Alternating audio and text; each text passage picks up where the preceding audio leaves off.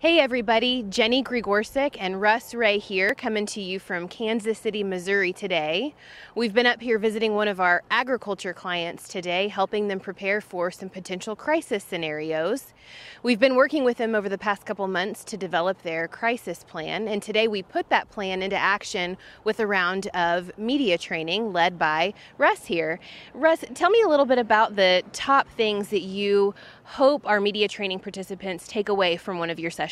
Yeah, the three big themes in terms of top of mind level things when communicating in a crisis are: number one, express empathy; number two, stay in the present is our rule; and number three, another very important thing, is to keep it simple. So in a crisis, no one really expects you to have a lot of details at the beginning.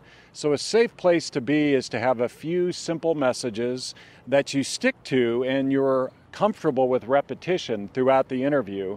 Here's a good example where the Chipotle CEO stuck to that principle of keeping it simple.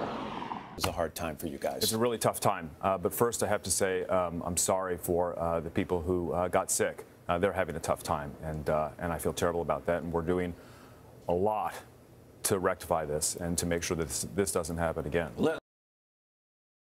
Is that it has caused us to put in place practices that our epidemiologist expert, Dr. Samanpour, says will put us 10 to 15 years ahead of industry norms. And I believe this will be the safest restaurant to eat at. This was a very unfortunate incident, and I'm deeply sorry this happened. But the procedures we're putting in place today are so above industry norms that we are going to be the safest place to eat. Okay, so our other two high-level rules: express empathy and stay in the present. If there are any victims involved, the number one thing to do is to express concern and empathize for the victims and those impacted by the crisis, and taking care of the people who are impacted by it. That's number one. And then our rules: stay in the present. What we mean by that is you have a tendency to get a lot of questions about negative things in the past or speculative questions, hypotheticals, trying to get you to talk about the possible cause, things along those lines.